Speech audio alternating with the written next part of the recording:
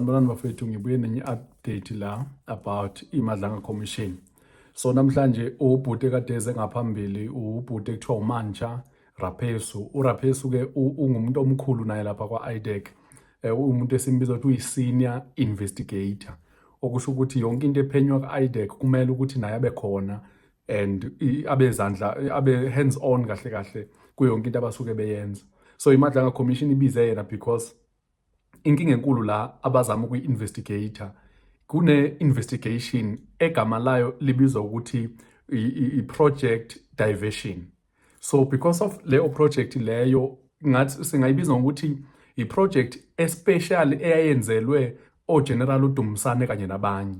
So igama layo yabizwa ngokuthi u-project diversion. Now iMadlanga Commission ayisho ukuthi i-IDEC i-wrong ngokuthi i-investigate. Into eyishoyo ukuthi ngesikhathi niba-investigate nibaphenya oDumisane kanye noLushaba, na ulandela umthetho wokuthi ku-investigatewa kanjani umuntu noma naxambukela ngendlela engekho right ukuze nithole lama results eniwafunayo nina. Umzekelo nje uRapesu uveza ukuthi akujwayelekile ukuthi umama uAndrea Johnson angenelele kuma-investigation enzakalayo lapha kwa-IDEC. But kule ipart wangenelela because kuyabonakala ukuthi bonke abantu abaka-IDEC ababelapha phezulu babe ne-interest e-different uma kufika kule investigation efaka oGeneral uLushaba. Nosise kade khuluma izolo ekuthiwa uRamsami naye ufike wayiveza lento ukuthi labantu bebangajwayelekile ukwenza izinto ngalendlela benza, but this time around izinto bezishintshile, bebefuna ukwenza sure ukuthi bayalithola ikhanda likaGeneral uDumisane kanye noGeneral uLushaba kanye nalabo abanye oDineo Mukwelo. Now uzuyaveza uthi uzokhumbula ukuthi ngesikhathi i-case kuze iqale yonke kwaqala ngoFidel Adams lo waseParliamente ngokuthi athi wa-receive incwadi ese-ofisini lakhe eParliamente. Kwakhona umuntu ofaka incwadi la ngaphansi ezomvezela ukuthi kukhona into ekumele iseshwe lapha kwa-crime intelligence. So according to Fidel Adams wabe useyithatha leyo ncwadi-ke eyihambisa eyisa laphana kwa-IDEC. Now uRamsami noRapesu bathi-ke manje if phela uFidel wathola iletha ngaphansi kwencwadi, into ebhethe ukuthi makhambe kuyobhekwa amakhamera ukuthi ngubani lo wafaka le ncwadi lapha ngaphansi, because uma sithola lo muntu owafaka le ncwadi ngaphansi kusho ukuthi sizothola ukuthi le ndaba isuka kubani ukuthi oGeneral uDumisane nobani bani kune-fraud abayenzile, kune-corruption abayenzile. But i-response ayithola is that ithi amakhamera aseParliament awasebenzi. Fine, uthi-ke wayizwa leyo wathi ucela-ke manje kuyiwe kuyobhekwa i-register. Mosukubone uma ungena kuma-department akwa-government uyucela ukuthi ubhale into ukuthi usho ukuthi uzofunani la, sithini isizathu sakho sokuthi uvisite leyo building, but wazama ngokungaphumeleli ukuthi kwenzeke leyo nto leyo.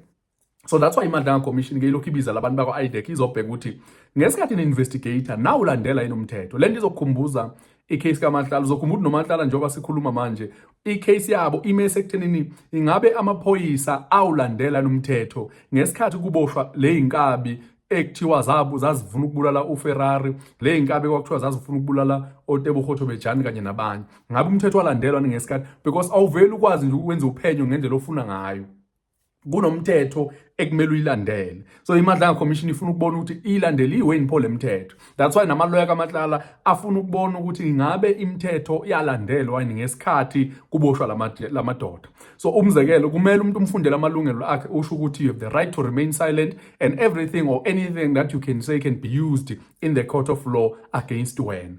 So izinto nje ezibalekile lezi ezibizwa ukuthi amaloophole, ukuthi iphutha elincane liyakwazi ukushintshwa libe likhulu makufika emthethweni. So nalana ke laba abafakazi abayi-2 ukufakaza kwabo kusibonisa nokuthi uAndrea Johnson kanye nabantu akade bephethe kwa-IDEC bebengathandwa, because uma abasebenzi bakho bonke bephuma bekhuluma ngalendlela abakhuluma ngayo isibonisa into eyodwa ukuthi kusho ukuthi bebengajabulanga bonke abantu laphana. Namhlanje uRamsemi lapha kuMadlanga Commission ukuvezela ukuthi umphathi wakhe umama uAndrea Johnson ungumuntu onamanga, ngoba uthi ngesikhathi ebizwe eParliamente eyo-interrogatewa laphana ngolontuza ngama-political parties are-different, uzokhumbula wafika enconywa lapha eParliament kwayonke. Uthi-ke isizathu saleyo nto lezi wafika waqamba amanga, that's why iParliament yathola i-information e-wrong ngaye, yagcina isimncoma oMalemba bagcine bethi usefana noWinnie Mandela. yini enza besho yonke lento leyo? It's because wafika watshela amanga lapha, and ukukhuluma amanga usufungisiwe yilento abayibiza ukuthi perjury, ku-wrong, uyicala lelo.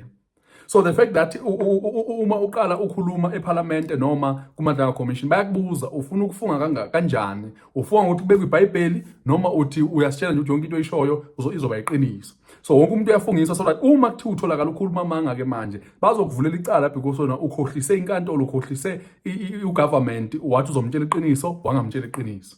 So because of leyo nto leyo, the fact that ke manje abantu abasebenza noJohnson bathi wayeqamba amanga, okusho ukuthi uJohnson usenocala vele elilindele. That's why lo mfo uRamphesi lwade ekhuluma namhlanje uthi sizohamba masuka la siyovulela icala uJohnson ngezinye izinto kade zenza.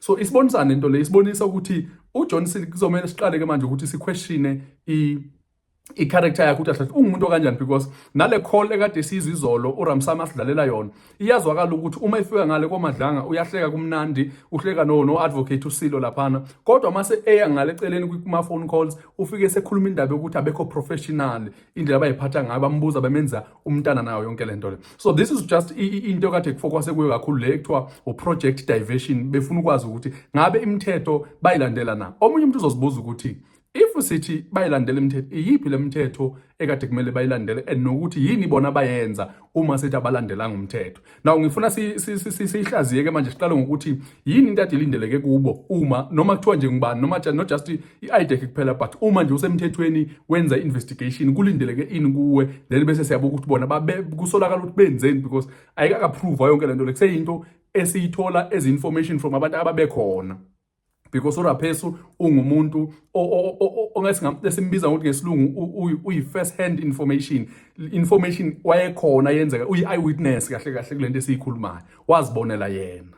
So ngifuna siqale sibreak leyo part then siye kwenye. Uma wenza i-investigation, ngizoyenza nje in general because angiyena umuntu omthetho nami, so angeke ngikhulume exactly because anzima ama-document akwa-IDEC ukuthi siwathole sibone ukuthi ahlahle ama-document abo athi mabenze njani, but esikutholayo yike sizama ukudibanisa nako sibone ukuthi ngabe kuyabalance. But ngokomthetho nje general mawenza investigation as umuntu ophenyayo or umuntu oyiphoyisa onjani, okokuqala uqala uthole information about leyo crime eyenzakala, lobo bugebengu obenzakalayo. Mawusubutholile wena as umuntu omthetho ke manje kumele bese uyabheka ukuthi ngabe le information onayo iyathembakala na, i-believable na. Uma usobona ukuthi i-believable, iyathembakala ukuthi ngenze ukuthi khona ubugebengu la, then ubese uyabheka ukuthi ngabe izizathu zokuthi nivule i-investigation zi-enough na, izizathu zokuthi niphenye zona zi-enough na, because ukenze ukuthi into ibe na evidence but ufumana ukuthi incane evidence for ukuthi ngakhona uphenyo. So after lapho uma senibona ukuthi enough evidence, kumele ke bese nivule i-case ngokusemthethweni, okusho ukuthi kuzobe sekuba nalento ekuthiwa yi-case number. Le number ezikutshela nje ukuthi icala ulivule nini kanjani njani, sibiza ukuthi i-case number.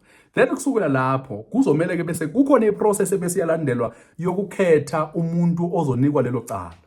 Now why kumele kube khona i-process? Because ngesikhathi kwenziwa le process akumelanga kutholakala ukuthi umuntu okhethwayo ukuthi abe investigator ingamhamba affect yena personal, or mhlambe investigate umuntu omaziya, investigate friend yakhe kanjani. So that's why kumele kube khona i-process yokukhetha umuntu ozo-investigate ukuthi ngibani. Then after lapho bese mase lento kwenziwa lento ekuthiwa investigation, kuthathwa ubufakazi ke manje. Now iMadlanga Commission ithi ke manje ezinye zalezo step kubuye ngathi azange zilandelwe. So that's why bebiza labantu ke manje akade bekhona kule investigation engithe special ukuthi bezobheka ukuthi ngabe bezofakaza ukuthi bona ngesikhathi kwenziwa investigation kwenzakalana. So lethule uRamsamy kanye noRamphesi bayavumelana ekuthenini i-investigation ayizange yenzeke ngokusemthethweni. Now sinabantu abayi-2 against umuntu oyi-1 ekuthiwa uMama-Andrea Johnson. So and if uyabheka uPadayaki kanye nalo Perosam kanye no Andrea Johnson, so far bayavumelana bona, the two ivumelana noMkhwanazi kanye nabanye. So okwamanje asazi ukuthi sothemba bani, but uma uyibuka nawe ngokwendlela ehamba ngayo kuyabonakala ukuthi ubani oqamba amanga la, noma singeke sifike thina kwi-conclusion, iMadlanga Commission ingakafiki kwi-conclusion. Ezinye insolo ezivezwe uRamphesi namhlanje ukuthi uma kuvela icase, uzokhumbula ukuthi emavideo nandlulile bengeke ngasho ukuthi i-IDEC ibi-investigator nale qembu likaMkhwanazi ekuthiwa i-PKTT. Now uthi uRamphesi ngokomthetho or ngendlela ejwayelekile umama uJohnson akuyena umuntu ohlala ekhetha ukuthi ubani ozo-investigator la, ubani ozo-investigator la. Kunabantu abayenzayo leyo nto leyo, but ngenxa yokuthi bese investigatwa i-PKTT kaMkhwanazi, wabese uyangena wayingenela yena ethi cha la izo-investigatwa yilo. Okusho ukuthi bekazi ukuthi uma eselecta labo bantu indlela yokuphula umthetho leyo because abantu abajwayele. That's why if uyakhumbula izolo uRamsamy uthe nami wangikhetha kuleli qembu elizo-investigator ecabanga ukuthi ngizothula uma enza into engekho ngingamconfront. So njoba zemkhalela nje u-Andrea Johnson namhlanje because bekacabanga ukuthi yena ngokuhamba kwesikhathi uzohamba aphunyuke kuyo yonke lento lena because lo muntu amfakile uRamsamy umuntu othembakele ku-Andrea Johnson kanti ukuthi not ukuthi uthembekele kwezinye izinto. I'm sure nayo ula khona u-Andrea Johnson uyathuka ngapha yonke lento kukhona into ibuye ukuthi ayibo lo muntu ade ngimthembe ngaka yena kahle akayingeni leyo ukuthi because uthi uRamsamy wathi ebona ukuthi la kuphula umthetho wabonise kumele aziprotect and indlela ukuthi aziprotect ukuthi askimane no Rapesu because uRapesu yena ophethe ama-investigator and yena ungapha kuma-prosecutors, so bathima apha ke manje babona mabaziprotecte bona against labantu lapho because wasekubona ukuthi baphula umthetho and I'm sure bayisheshe bayibona ukuthi le izohamba i-backfire njengoba isi-backfire namhlanje. So njengoba sengiveze nokuthi uvumelana naye uRamsamy ebufakazini bakhe, uzokhumbula uRamsamy uRapesu ufakazile washo ukuthi akoqala akekho umuntu oweza wavula wenza into ekuthiwa yi-formal complaint and there was no insolo ezareceivewa u-IDEC yet kwaqhubeka kwakhishwa ama-summons of which yona ke inkinga manje leyo ephikisana nento kade ikhulunywa u-Andrea Johnson. Enye into ayivezile kakhulu uRapesu namhlanje indaba yokuthi ufuna ukuvula icala against uPerumal omkhulu naye lapha kwa-IDEC kanye noBrian Phadayaki omkhulu lapha kwa-IDEC because unento ethi ngesikhathi esebenza laphana bebemphilisa kabuhlungu futhi bekubonakala ukuthi bamtargetile because ungazothi khona angafuni ukuzenza, so bebengamphilisi ngendlela ekade kumele aphile ngayo. So wacela ke nakwi-commission ukuthi iyacela ukuthi lezi zinto is-noted down because uma bebuza ukuthi yini athi kwenza ungalivula icala olalonke ukuthi bekasaba because bekayibona ipower yalabantu ukuthi ingakanani uzothi uvula icala